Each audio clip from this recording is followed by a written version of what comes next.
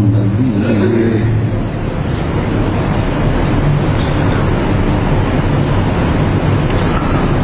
وعلى آله وصحبه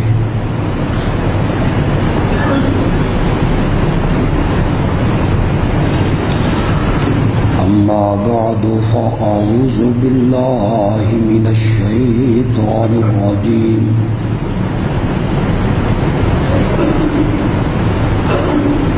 بسم الله الرحمن الرحيم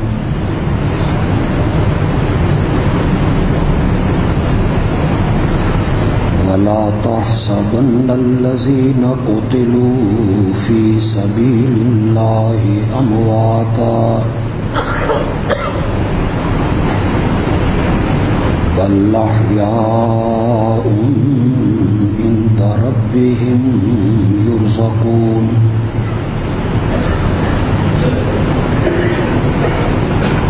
فرحين بما آتاهم الله من فضله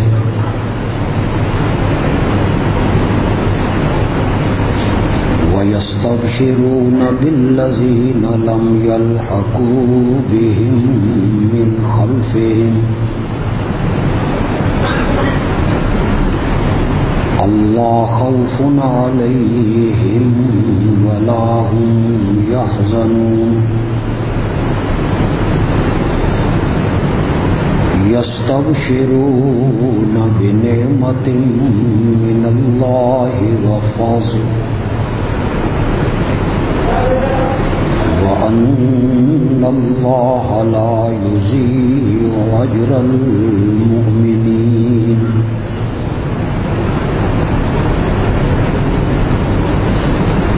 جو لوگ اللہ کی راہ میں مارے گئے انہیں تو مردہ گمان بھی نہ کر بلکہ وہ زندہ ہیں اپنے رب کے ہاں انہیں رزق دیا جاتا ہے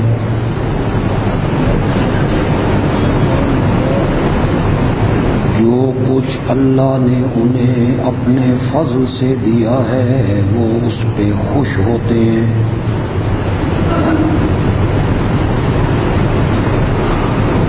اور ان لوگوں کے بارے بھی خوش ہوتے ہیں جو ابھی انہیں نہیں ملے کہ وہ بھی جب یہاں آئیں گے تو ان پر کوئی خوف نہیں ہوگا اور نہ وہ غمگین ہوں گے اللہ کی نعمت کو دیکھ کے اور اللہ کے فضل کو دیکھ کے وہ خوش ہوتے ہیں اور اس بات پہ بھی خوش ہوتے ہیں کہ اللہ مومنوں کا ثواب ضائع نہیں کرتا اللہم صلی علی سیدنا و مولانا محمد وعلی آل سیدنا و مولانا محمد وبارک وسلم ثم صلی علیہ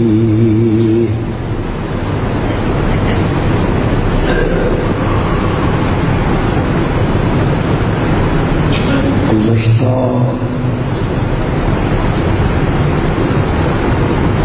دو خطبوں میں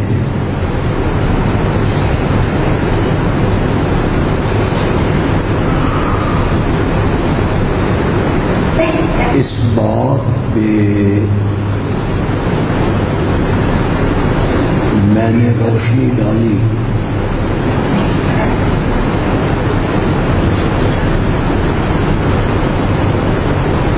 کہ شہادت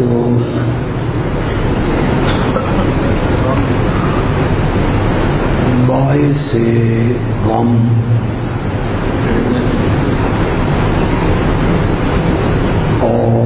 باعث افسوس نہیں،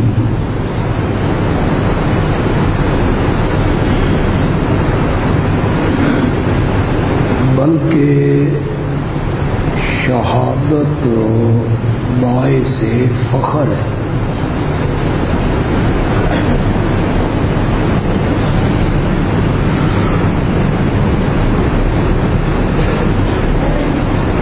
جتنے انسانی کمالات ہیں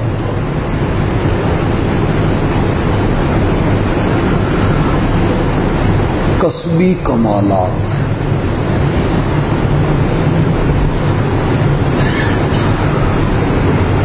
کچھ کمال ہوتے ہیں وہبی،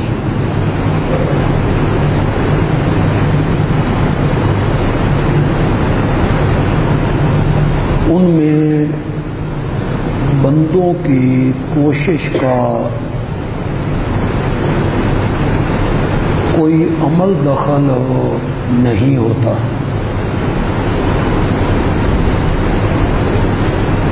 جیسے نبوت ہے،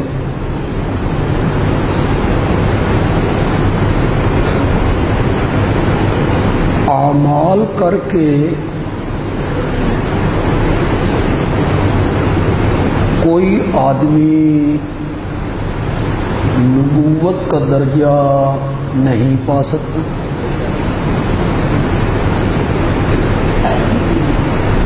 ایک درجہ ہے صداقت،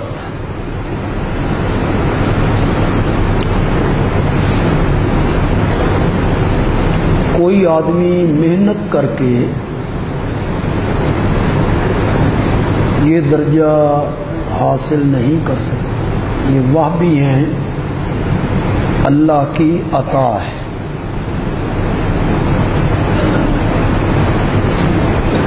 ان وہبی درجوں کو چھوڑ کے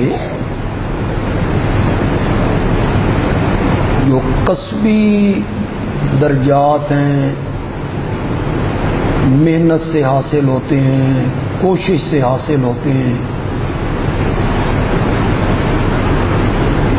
ان میں سب سے بڑا درجہ جو ہے وہ شہادت کا درجہ۔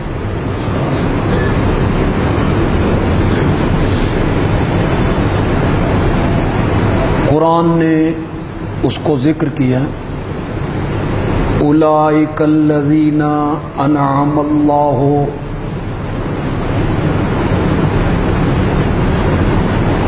جن لوگوں پہ اللہ نے انعام کیا ان کو اللہ نے 4 درجوں میں ذکر کیا، من النبیین والصدیقین والشہداء والصالحین۔ تو جو کسبی درجے ہیں، محنت سے حاصل ہوتے ہیں، ان میں سب سے بڑا درجہ جو ہے وہ شہادت کا ہے۔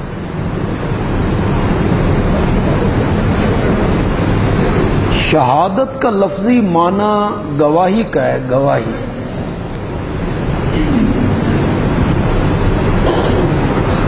شہید کو شہید بھی اس لیے کہتے ہیں کہ اس نے اپنے خون کا نذرانہ دے کر اس بات کی شہادت دی ہے کہ اسلام سچا دین ہے۔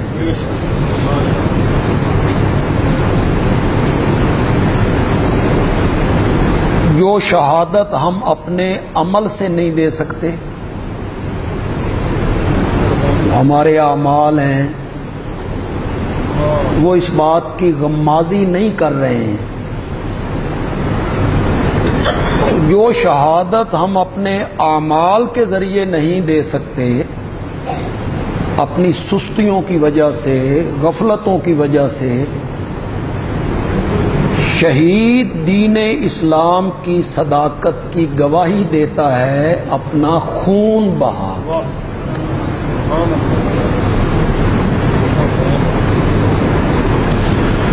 یا شہید اسم مفعول کے معنی میں بھی ہو سکتا ہے، مشہود کے معنی میں، وہ آدمی جس کے لیے جنت کی گواہی دی گئی.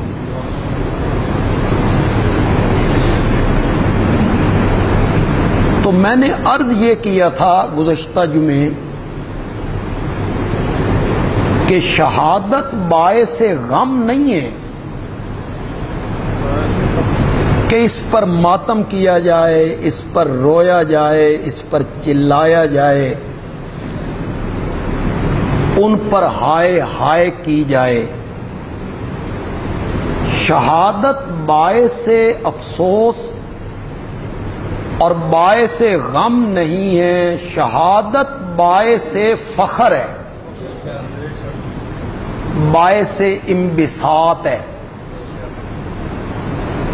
میں نے پچھلے جمعے امام الانبیاء حضرت محمد الرسول اللہ صلی اللہ علیہ وسلم کا تذکرہ کیا تھا کہ تمام خوبیوں اور تمام اوصاف اور تمام صفات کے باوجود میرے آقا نے یہ تمنا کی ہے ان اقتل فی سبیل اللہ کہ اللہ مجھے شہادت کی موت عطا کر.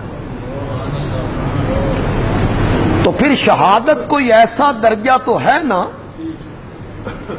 اتنا عظیم، اتنا باعث فخر کہ امام الانبیاء جنہیں اللہ نے ہر صفت سے نوازا تھا وہ بھی تمنا کر رہے ہیں کہ مجھے جب بھی موت آئے تو کون سی موت آئے؟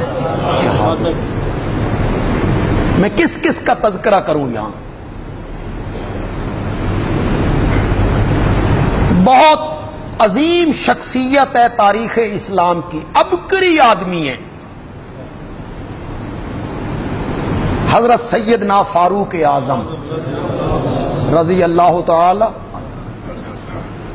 بہت عظیم آدمی.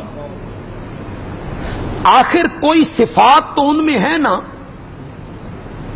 کچھ صلاحیتیں تو ان کے وجود میں موجود ہیں نا، کچھ اوصاف ان میں پائے جاتے ہیں جس کی بنا پر میرے نبی نے کہا تھا لو کان بعدی نبی لکان عمر، اگر میرے بعد نبوت کا سلسلہ جاری رہنا ہوتا تو حضرت عمر میں یہ خصوصیات پائی جاتی تھی کہ وہ کیا ہوتے، ایسے کمال تو تھے ان میں، ایسی خوبیاں تو تھیں ان میں، ایسے اوصاف تو ہیں ان میں کہ میرے نبی نے یہ کہا کہ میرے بعد نبوت کا سلسلہ جاری رہنا ہوتا تو ان میں یہ اوصاف پائے جاتے تھے کہ وہ نبوت کے درجے پر فائز ہوتے. اور خلافت کے دور میں ان کی جو خدمات ہیں اور اس سے پہلے جو ان کی خدمات ہیں اسلام کے لیے، امیر شریعت سید عطا اللہ شاہ بخاری رحمت اللہ علیہ نے تاجروں کی زبان میں ایک جملہ کہا. عام میں سے جو لوگ تاجر ہیں وہ زیادہ لطف حاصل کریں گے اس جملے کا. شاہ صاحب نے فرمایا اگر اسلام کا کھاتا کھولو، وہ جو تاجر کھاتا کھولتے ہیں اور پرانے قرضے کن سے کیا لینا ہے، وہ پنجابی چاہتے ہیں نا بھائی کراڑ بھکھا تھی آئی تے پرانے کھاتے کھولے ایسے، کس کس سے میں نے کیا کیا چیز لینی ہے. شاہ جی نے کہا اسلام کا کھاتا اگر آج کھولو نا، عمر کا بقایا اسلام کے ذمے نکلے گا.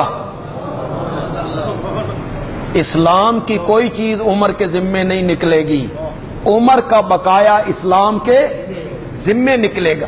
اتنا عظیم آدمی تو ہے نا، ایسے اوصاف اور ایسی صفات ان میں پائی جاتی ہیں کہ میرے نبی نے تقریباً 40 صحابہ کے ایمان لانے کے بعد، جن میں حضرت ابو بکر ہیں، حضرت طلحہ ہیں، حضرت زبیر ہیں، سعد ابن ابی وقاص ہیں، عبد الرحمن ابن عوف ہیں، عثمان ذو النورین ہیں، حیدر کرار ہیں.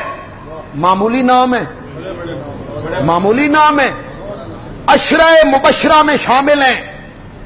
40 آدمی آپ کے دامن میں آ چکے ہیں اس کے باوجود میرے نبی جھولی پھیلا کے اللہ سے درخواست کرتے ہیں، مولا انا 40 بندیاں دے باوجود اسلام دی گڈی نہیں ٹردی، یہ اسلام دی گڈی ٹورنا چاہنا نا، خطاب کا بیٹا عمر دے دے۔ کوئی ایسے کمال تو ہے نا اس بندے میں کہ میرے نبی جھولی پھیلا کے اسے رب سے مانگ رہے ہیں۔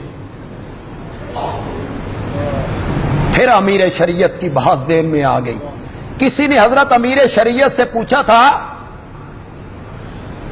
کہ شاہ جی حضرت علی آپ کے باپ ہیں، نسبی باپ، آپ کا نسب حضرت علی سے جا کے ملتا ہے، اور حضرت عمر خلیفہ ثانی ہیں، ان دونوں میں کیا فرق ہے؟ سوال کرنے والے کا ذہن یہ تھا کہ یہ جھکیں گے حضرت علی کی طرف، تے شاہ مہدی یہ کمزوری بھی ہے، ان میں تھوڑی سی یہ کمزوری ہے کہ رغبت اس طرف جاتی، پھر جھکیں گی حضرت علی کی طرف۔ شاہ جی نے وہ ایک جملہ کا، اور خدا کی قسم حضرت عمر کی پوری سیرت اس میں سمو کے رکھ دی۔ شاہ جی نے کہا حضرت علی میں اور حضرت عمر میں فرق یہ ہے کہ حضرت علی مرید محمد ہیں اور عمر جو ہے وہ مراد محمد ہے، وہ خود نہیں آیا۔ ٹھیک، یہی جواب کچھ تو سمجھ آ رہی؟ نعرے تو ذرا پرہیز کرو، گل پسند آ جائے تو سبحان اللہ، اے نعرے محاذاں تے چنگے لگے۔ ہندوستان سے ہماری جنگ نہ ہو، اللہ بچا کے رکھے، اور اگر وہ ناگزیر ہو جائے تو پھر یہ نعرے مارنے کا وقت ہوتا ہے۔ اللہ اکبر۔ سارے صحابہ مرید محمد ہیں، خود آئے، حضرت ابو بکر خود آئے، حضرت عثمان آپ آئے، حضرت علی خود آئے، طلحہ و زبیر خود آئے، عمر خود نہیں آیا۔ عمر کو میرے نبی نے مانگا تھا جھولیاں پھیلا کے، کس سے؟ مولا اسلام کو عزت دینا چاہتا ہے نا، عمر دے دے۔ خطاب کا بیٹا عمر، کوئی ایسی خصوصیات تو اس بندے میں موجود ہیں، انہیں مانگ رہے ہیں میرے پیارے پیغمبر۔ بات پھر لمبی ہو جائے گی تھوڑی سی، لیکن چلو بات دل میں آئی تو دل میں نہیں رکھتے۔ حضرت عمر کو نبی پاک نے چنا، انتخاب کیا اسلام کے لیے۔ ہے توجہ آپ کی؟ سمجھ جائیں گے آپ۔ نبی پاک نے حضرت عمر کو چنا اسلام کے لیے، اور صدیق اکبر نے عمر کو چنا اپنے پیچھے خلافت کے لیے۔ انہوں نے بھی چنا، میرے نبی نے ایمان کے لیے چنا کہ وہ ایمان لے آئیں، حضرت عمر نے حضرت ابو بکر نے خلافت کے لیے چنا۔ آخری وقت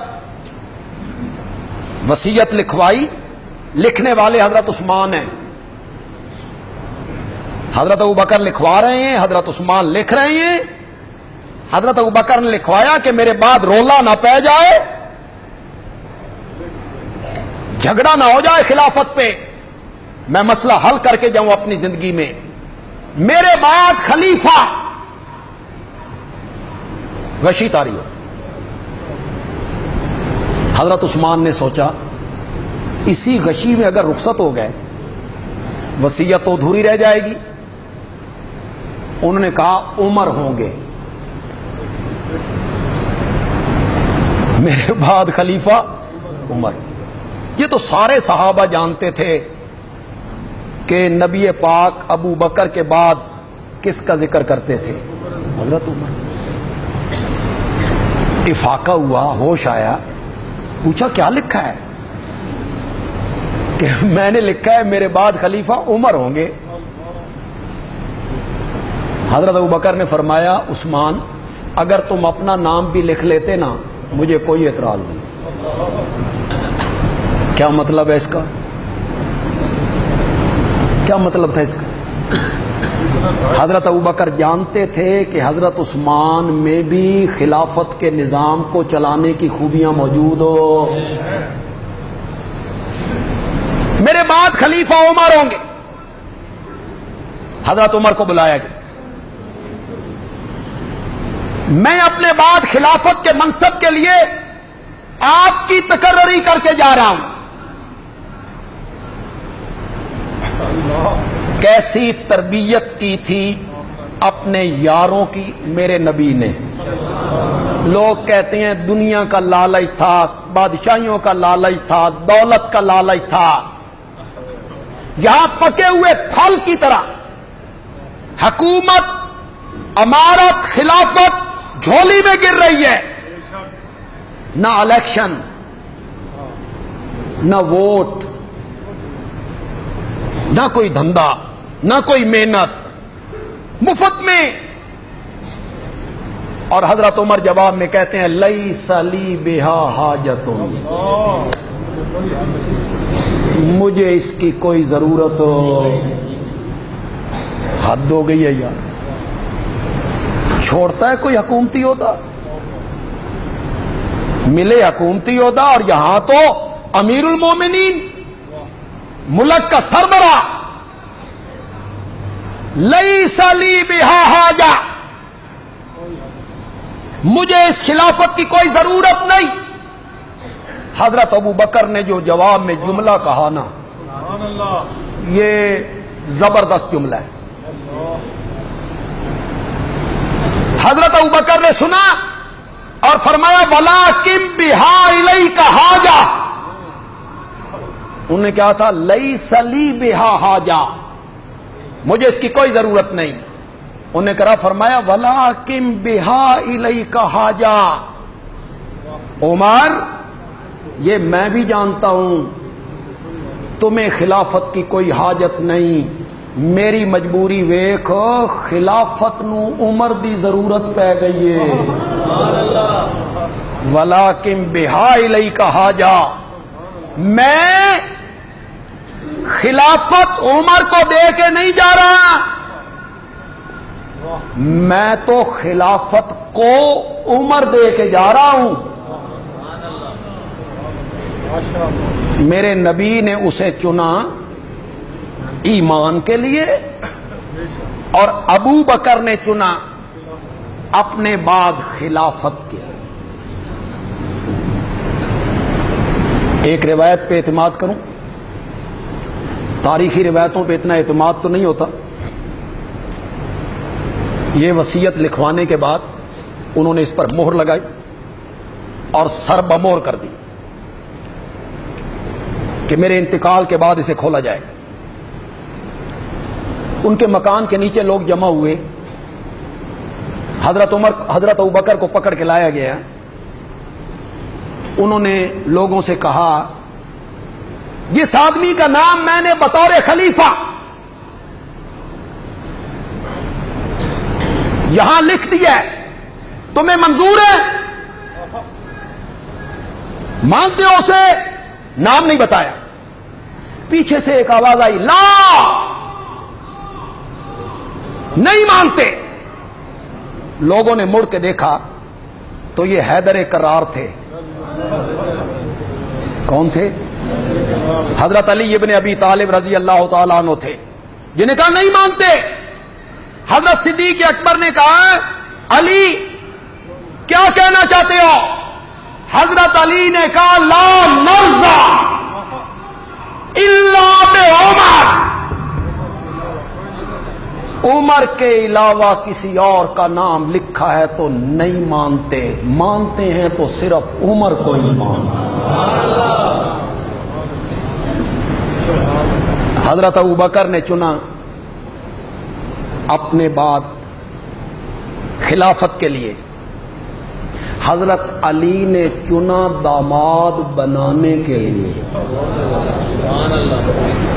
حضرت علی نے چنا انہیں اپنا داماد بنانے کے لیے، اور حضرت عائشہ نے چنا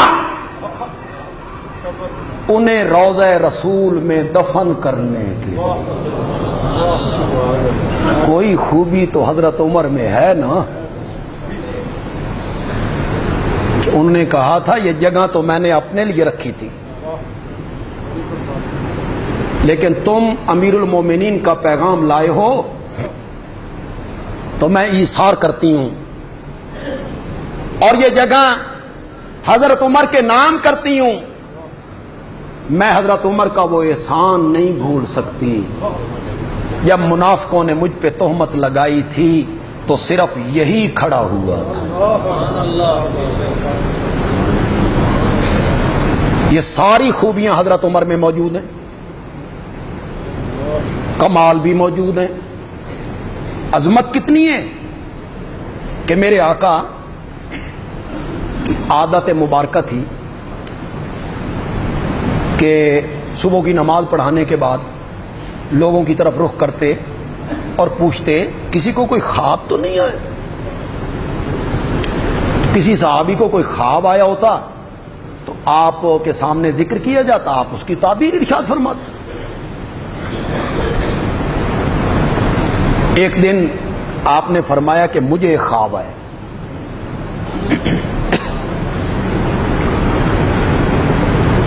کہ فرشتے آئے اور مجھے وہ آسمانوں پہ لے.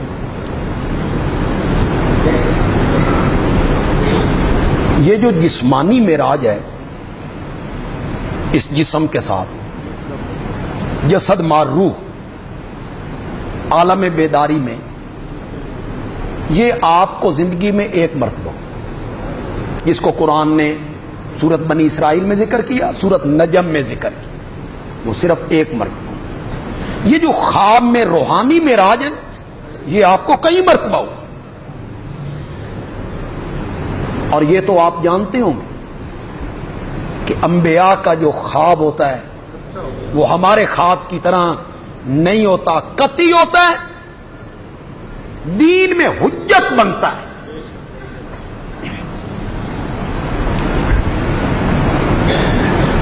مجھے جنت کے قریب لے جایا گیا تو میں نے دیکھا کہ جنت کے 8 دروازے، باب الصلاۃ، باب الزکوٰۃ، باب الحج، باب الصوم، باب الصدقہ، باب الجہاد. جانا تو ایک ہی دروازے سے.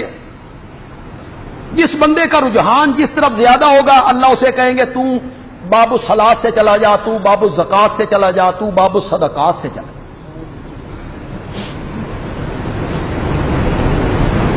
میری امت کا ایک آدمی جب جنت کے قریب آیا تو جنت کے 8 دروازے اس کے لیے کھل گئے. ہر دروازہ یہ تمنا کرنے لگا کہ آپ مجھ سے گزریں، آپ یہ شرف مجھے دیں کہ آپ کا دخول جنت میں میرے ذریعے ہو. 8 دروازے کھل گئے. حضرت سیدنا صدیق اکبر رضی اللہ تعالیٰ عنہ جو وہاں موجود ہیں، انہوں نے پوچھا یا رسول اللہ من ہوا، وہ خوش نصیب کون ہے کہ جنت کے قریب آیا؟ تو جنت کے 8 دروازے اس کے لیے کھول دیے گئے. میرے آقا نے فرمایا ابو بکر تیرے سوا کون ہو سکتا ہے؟ اس کے لیے جنت کے 8 دروازے کھلے. فرمایا میں جنت کے اندر داخل ہوا تو میں نے جنت میں مختلف مکان دیکھے.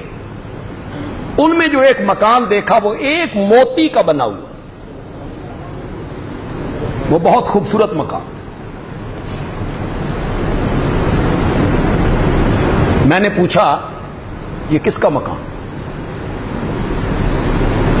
تو فرشتوں نے بتایا یہ قریشی جوان کا مکان.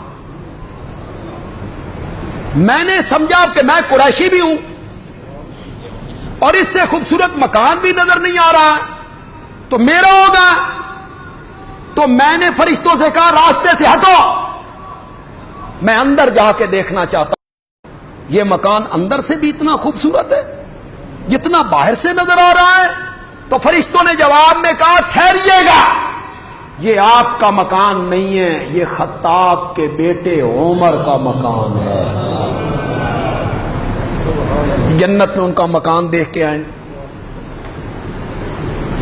جنت کی ان کو بشارت ملی ہے، فاروق کا لقب ملا ہے، مراد محمد ہے، مطلوب محمد ہے، محبوب محمد ہے۔ ان سارے اوصاف کے باوجود حضرت عمر آخری حج کر کے واپس آ رہے ہیں، چاند کی آخری تاریخیں، رات کو جو لیٹے تو چاند کمزور ہو گیا ہے، وجود کے لحاظ سے بھی روشنی کے لحاظ سے۔ تو حضرت عمر نے اسے دیکھا اور فرمایا کدی تم ہی 14ویں نہ ہونا سر، جوانی، اور آج تو سوکھنے لگ گیا، کھجور کی ٹہنی کی طرح ہونے لگ گیا۔ میں بھی کبھی جوان تھا، ہمت تھی، طاقت تھی، قوت تھی، اب بڑھاپا آیا ہے، بڑھاپے کا غلبہ ہونے لگا۔ تو حضرت عمر نے وہاں ایک دعا مانگی، اللہم انی اسألک شہادۃ فی سبیلک،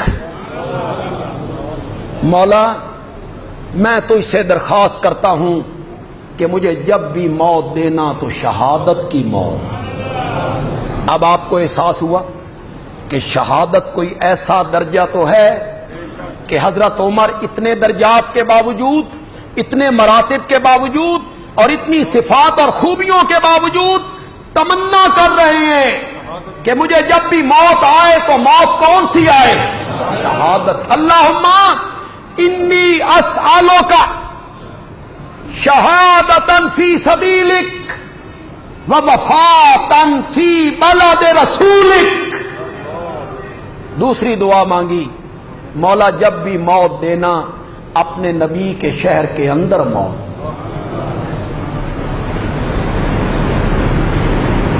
مدینے جیسی موت بھی کسی جگہ کی موت، مرنا تو ہے کہیں مر جائیں، پتہ نہیں قبر بھی ملنی ہے یا نہیں ملنی۔ تو یہی 2 گز مدینے کی زمین میں مل جائیں۔ قیامت کے دن اٹھنا تو سب نے ہے، کوئی کہیں سے کوئی کہیں سے۔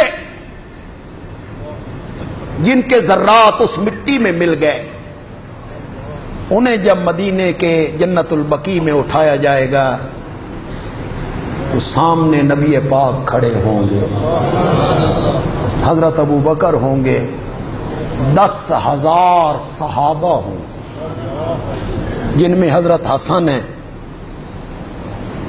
ابو سعید خدری ہیں، عثمان ذو النورین ہیں۔ مدینے جیسی موت کسی جگہ کی موت۔ ہمارے قاری ابراہیم صاحب تھے، وہ تقریباً 35 سال مدینے میں رہے اور علماء کے اتنے خادم تھے، ہر طبقے کے علماء ان کے گھر قیام کرتے تھے، ان کو کھانا پلانا رہائش بہت زبردست آدمی تھا، اللہ ان کی مغفرت فرمائے۔ سارے علماء ان کے گھر ٹھہرتے، جو کمایا علماء کو کھلا دیا، کچھ نہیں بنا۔ 35 سال مدینے میں، مسجد نبوی کے مدرس، مسجد نبوی میں قرآن پڑھاتے تھے۔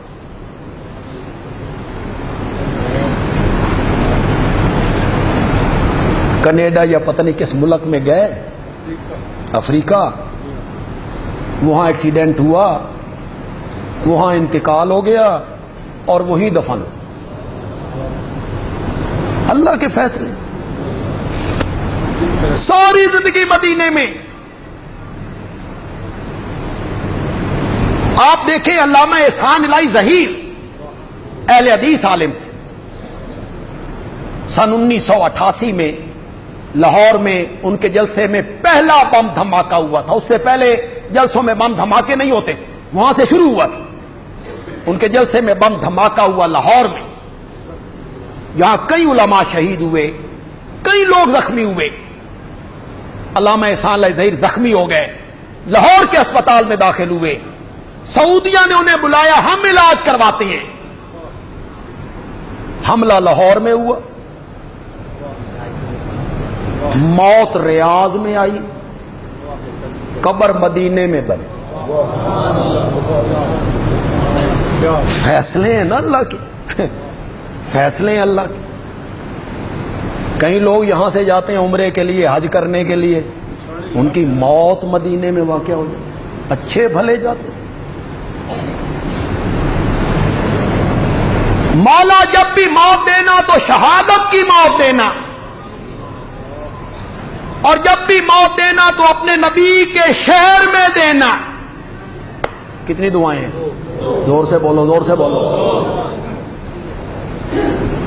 یہ تو میں نے مسئلہ سمجھا دیا کہ شہادت کا جو مرتبہ ہے یہ اتنا تو ہے کہ حضرت عمر اس کی تمنا کر رہے ہیں. اب تھوڑی سی اور بات کر لیتے. انہوں نے 2 دعائیں مانگی. صحابہ کہتے ہیں ہم دعا سن کے حیران ہوئے. شہادت تو تب ہو جب بندہ میدان جنگ میں جائے, جہاد کرے. یہ شہادت کی موت بھی مانگتے ہیں اور مانگتے بھی مدینے کے اندر ہیں. یہ دونوں دعائیں کیسے قبول ہوں گی؟ اللہ نے فرمایا میں لوگوں کو مانگے سے زیادہ دینے کا عادی ہوں. لوگ مانگتے ہیں اپنے ظرف کے مطابق. یہ بات آپ کو پسند آ جائے نا, نعرہ نہیں لگانا, صرف سبحان اللہ کہے, پسند آ جائے. اگر دل کو یہ بات لگے تو اللہ کہتے ہیں بندہ مانگتا ہے اپنے ظرف کے مطابق, اپنی چادر کے مطابق, اپنی گنجائش کے مطابق. میں دیتا ہوں اپنی رحمت کے مطابق. حضرت عمر نے 2 دعائیں مانگی, شہادت کی موت دے, مدینے کے اندر دے. میں نے کہا گھٹ منگی, میں شہادت کی موت بھی دوں گا, مدینے کے اندر دوں گا, اور تیری قبر بھی محمد عربی کے ساتھ بنا دوں گا. یہ تیسری دعا تو حضرت عمر نے مانگی بھی نہیں تھی. یہ کوئی تیسری دعا انہوں نے مانگی تھی؟ یہ تیسری دعا اس نے اپنی رحمت سے مانگے سے زیادہ دے دیا. تیری قبر منور محمد عربی کے ساتھ بنا دوں گا. ذرا کہو صلی اللہ ہو.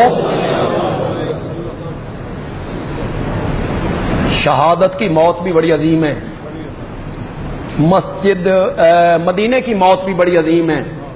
لیکن دل پہ ہاتھ رکھ کے بتاؤ, میرے نبی کے پہلو میں قبر کا مل جانا, تھوڑا سا سوچو تو صحیح, سوچو تو صحیح. کسی نے حضرت زین العابدین سے پوچھا, حضرت زین العابدین کا نام ہے علی المعروف بھی زین العابدین, حضرت حسین کے فرزند ارجمند ہیں. کسی نے حضرت زین العابدین رحمت اللہ علیہ سے پوچھا ابو بکر اور عمر ان کی عظمتیں بیان کرو, سنو عظمتیں. مدینے میں تھے, فرمایا سناؤں کہ دکھاؤں؟ نہیں سمجھے ہو نا, سناؤں کہ دکھاؤں؟ حضرت عائشہ کے حجرے میں آ, جن 2 آدمیوں کو میرے رب نے نبی پاک کے پہلو میں سلا دیا ہے ان کی عظمتوں کے کیا کہنے.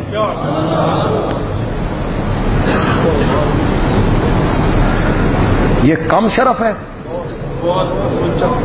کم شرف ہے. میرے نبی کے پہلو میں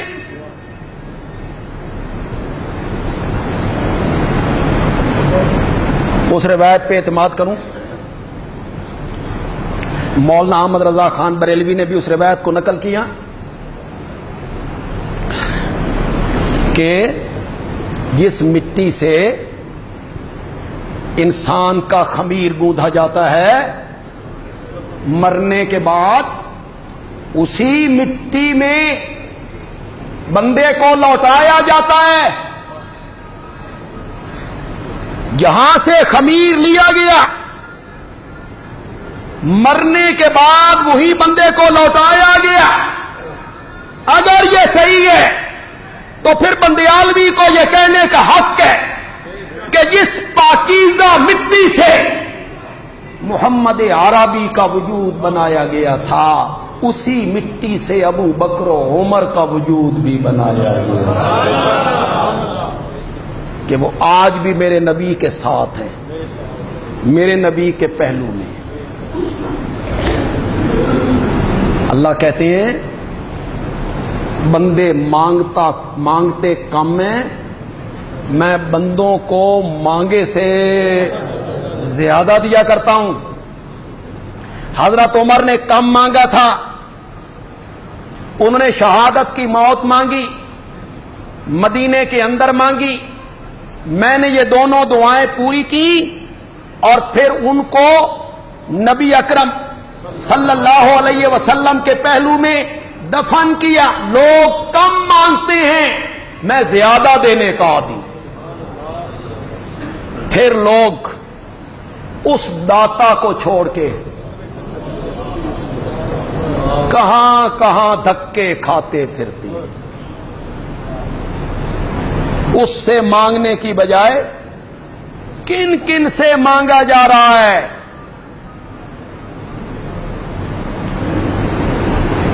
حضرت ایوب علیہ السلام بیمار ہوئے, 18 سال بیمار.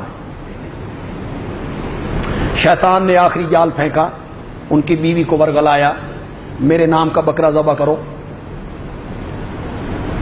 بیوی نے حضرت ایوب کو آ کے بتایا, انہوں نے کہا اچھا نوبت بہی جا رسید کہ ابلیس کو بھی طمع ہونے لگا. ان رب کو پکارا وَأَيُّوبَ إِذْ نَادَى رَبَّهُ, قرآن بولا وَأَيُّوبَ إِذْ نَادَى رَبَّهُ, اور ایوب نے جب پکارا ربہ, بیماریوں میں گھر کے, مشکلات میں مبتلا ہو کے حضرت ایوب علیہ السلام نے کس کو پکارا تھا؟ وَأَيُّوبَ إِذْ نَادَى رَبَّهُ أَنِّي مَسَّنِيَ الضُّرُّ وَأَنْتَ أَرْحَمُ الرَّاحِمِينَ, مجھے تکلیف پہنچ گئی ہے, اولاد میری مر گئی, بچے میرے مر گئے, بیٹیاں میری مر گئی, مال میرا ختم ہو گیا, مکان اجڑ گیا, زمینیں برباد ہو گئی, جوانی چلی گئی, صحت برباد ہوئی, مولا رحم کر دے. اللہ نے فرمایا گھٹ منگے ہی, کم مانگا ہے, تو صرف صحت منگی ہے, ہم صحت بھی دیں گے, جوانی بھی لوٹائیں گے, اتنی اولاد بھی دیں گے, اور مزہ نہیں آئے گا. تو قبرستان جا, ایک ایک مرے ہوئے بچے اور بچی کی قبر پہ جا, تیری پہلی اولاد بھی زندہ کر کے تجھے واپس کر دے. بندہ مانگتا کم ہے, اللہ اس کو دیتا زیادہ ہے. آئیے اپنے موضوع کی طرف. شہادت باعث غم نہیں ہے, شہادت باعث فخر ہے. شہید کے تو اوصاف قرآن میں ہیں. حدیث میں آیا کوئی مرنے والا اللہ کے پاس پہنچ کے اس دنیا میں واپس آنے کی تمنا نہیں کرتا. سمجھ رہے ہو کہ کوئی نہیں سمجھ رہے؟ سمجھ نہیں آ رہی آپ کو؟ کوئی نیک ہو کوئی پیر، کوئی امام، کوئی فقیہ، کوئی مفتی، کوئی عابد، زاہد، شب زندہ دار، ولی اللہ وفات کے بعد دنیا میں آنے کی آرزو نہیں کرتا الا شہید. ہاں صرف شہید ہے جو جنت میں پہنچ کے جنت کے باغات کو دیکھ کے پرندوں کے جسموں میں ان کی روحیں داخل کر دی جاتی ہیں. حدیث میں آتی اڑتے ہیں، عرش کے نیچے سونے کی کنڈیلیں لٹک رہی ہیں، اس میں آرام کرتے. یہ سب عالم برزخ کی باتیں ہیں. وہ پرندے کیوں جی ہون گے جنہاں دے وچ روح ہے. ہم اس کھوج میں نہیں لگتے کہ وہ پرندے کیسے ہوں گے، وہ کنڈیلیں کیسی ہوں گی. اگلے جہان کی باتیں اس جہان میں سمجھ نہیں آتی. بندہ حیران ہوتا ہے، پرندے، کنڈیلیں. لیکن میں آپ کو آسانی سے سمجھا دیتا ہوں. جب ہم ماں کے پیٹ میں تھے، 4 مہینے کے بعد روح پھونکی گئی، زندگی آئی. اگر کوئی بندہ اس وقت ہمارے کان میں کہتا پیٹ میں، بھئی جیڑی دنیا تو وس رہا نا، 4-5 مہینے کے بعد جس دنیا میں تو جانے لگا ہے نا، اس کی جو سالن پکانے والی ہنڈیا ہے نا، ہنڈیا، وہ تیری پوری دنیا نالو وڈی ہے، وہ ہانڈی. تو اگر ہمیں وہاں شعور ہو تو ہم اس بندے کو کہیں عقل نو ہاتھ مار یار، ایک ہانڈی پوری دنیا سے وسیع ہے. وہاں بات سمجھ نہ آتی، لیکن جب اس دنیا میں آئے تو بات سمجھ اب نہیں سمجھ آتی. وہ پرندے کیسے ہوں گے، وہ کنڈیلیں کیسی ہوں گی. جب جائیں گے تو پھر سے سارے راز کھل جائیں گے. اللہ ہمیں لے جائے وہاں. کوئی اس دنیا میں واپس نہیں آنا چاہتا. اے نہیں بے تساں ہر جمعرات نو بلائی کھلوتے ہو، ختم پڑھانا ہے تے روحیں آ رہی. شب برات کو روحیں آ گئی ہیں، بنیرے پہ بیٹھ گئی. آئی کہاں سے؟ جنت سے. جنت سے کتھے؟ انا للہ. جنت چھوڑ کے یہاں فَيُمْسِكُ الَّتِي قَضَىٰ عَلَيْهَا الْمَوْتَ. جس پر موت کا فیصلہ اللہ کرتا ہے اس کی روح کو بند کر لیتا ہے. قرآن ہے، اس کی روح نہیں چھوڑتے اللہ. وَإِذَا النُّفُوسُ زُوِّجَتْ. قیامت کا دن وہ دن ہوگا جب روحیں جسموں سے ملائی جائے. اس سے پہلے نہیں، اس سے پہلے نہیں. کل میں نے ایک ہندوستان کے عالم کی فیس بک پہ تقریر سنی. وہ فرما رہے تھے بھائی یہ جو بندی وہابی پڑھتے ہیں کل نفس ذائقۃ الموت، کل نفس ذائقۃ الموت، تو ذائقے کا معنی تو مزہ ہوتا ہے. مزہ تو مزہ ہوتا ہے 3-4 گھنٹے کے لیے. تو وہ کہنے لگے بھی آپ نے بریانی کھائی، 2-3 گھنٹے کے بعد مزہ ختم بس. تو یہ مزہ ہے، موت کا مزہ. وہ نہلا لیا، مزہ چکھ لیا. کفنا دیا گیا، مزہ چکھ لیا. چارپائی پہ رکھ دیا، مزہ چکھ لیا. قبرستان لے گئے، مزہ چکھ لیا. قبر میں چلے گئے، مزہ ختم. مزہ ختم. پھر زندہ ہو گیا، پھر زندہ ہو گیا. واہ، پھر زندہ ہو گیا. اے جے پھر زندہ ہو گیا تو قیامت کے دن اللہ نے کس کو زندہ کرنا ہے بھائی؟ اے جے ہن زندہ ہو گیا، دفن ہونے کے بعد زندہ ہو گیا، تو قیامت کے دن اللہ نے کسے زندہ کرنا ہے؟ شرم کرو. بتاؤ لوگوں، حضرت عیسیٰ کا ایک معجزہ ہے کیا؟ کس کو زندہ کرنا؟ نہ، وہاں تو جا کے زندہ ہو جاتا ہے. حضرت عیسیٰ کا معجزہ ہے زندوں کو زندہ کر. شرم کر. تم نے کلو نفس ذائقۃ الموت سے ذائقے کا معنی مزہ لے کے ورگلا دیا لوگوں کو. اتھے پرچون دا سودا نہیں، یہاں تھوک کے سودے ہیں۔ میں دوسری آیت پڑھنے لگا ہوں، کل من علیہا فان، کل من علیہا فان ویبقى وجہ ربک ذو الجلال والاکرام، کل شیء ہالک۔ ہن ہالکن دا میں نہ کر، یہ تن مزہ نہ آ جائے تھے کیسے ورگلات کہ قبر میں جا کے وہ زندہ ہو، قبر میں جا کے وہ زندہ ہو گیا تو قیامت کے دن اللہ نے کس کو زندہ کرنا ہے؟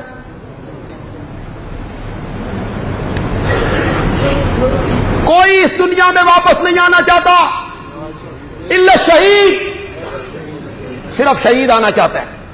اللہ شہید کو کہتے ہیں میری جنت مزہ نہیں آیا، یہ باغات دیکھ، گلستان دیکھ، یہ پھل، یہ پھول، یہ دودھ کی نہریں، شہد کی نہریں، یہ موسم دیکھنا مزہ نہیں آیا، دنیا سے جانا چاہنا۔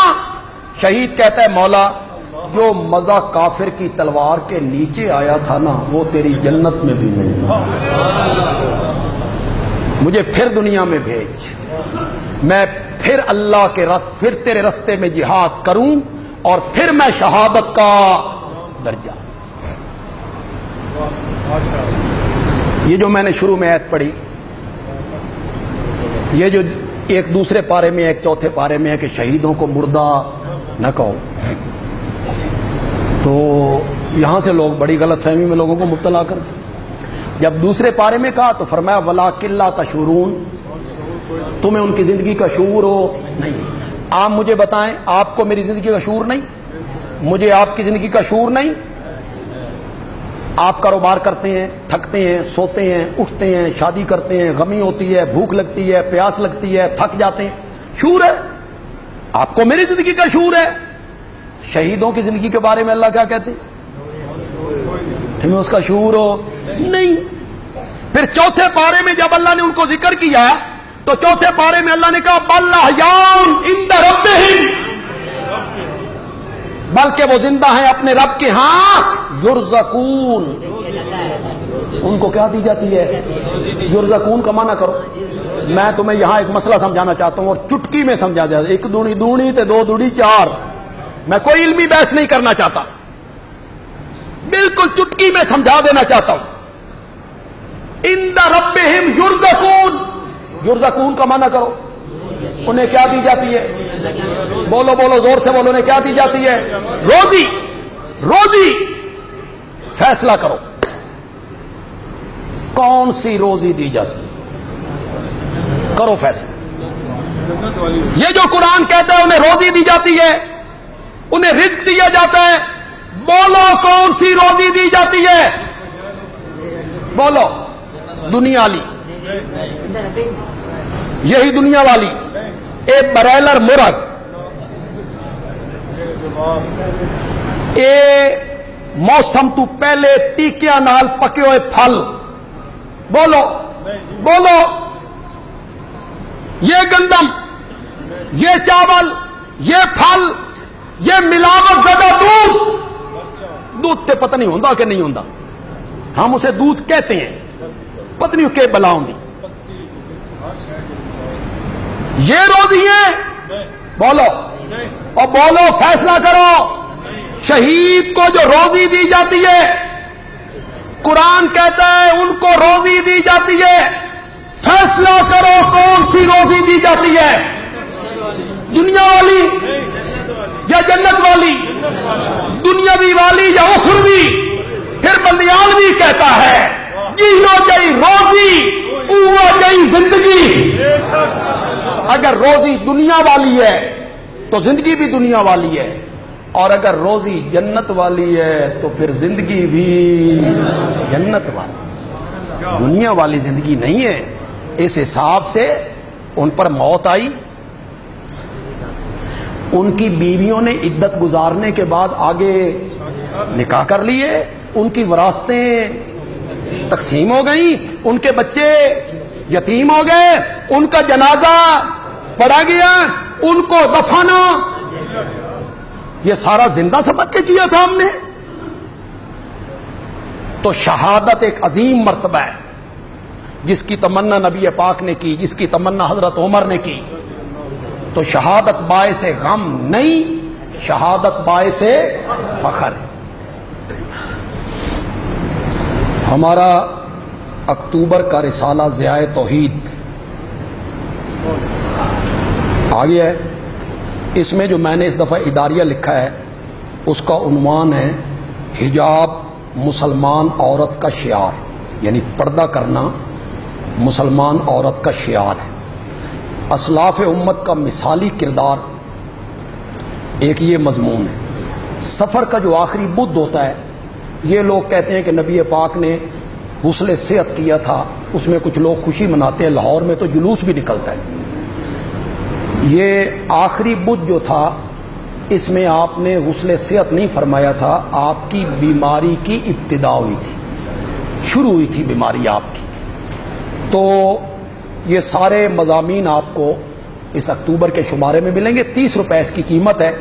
تمام حضرات اس کو لے کے جائیں گے.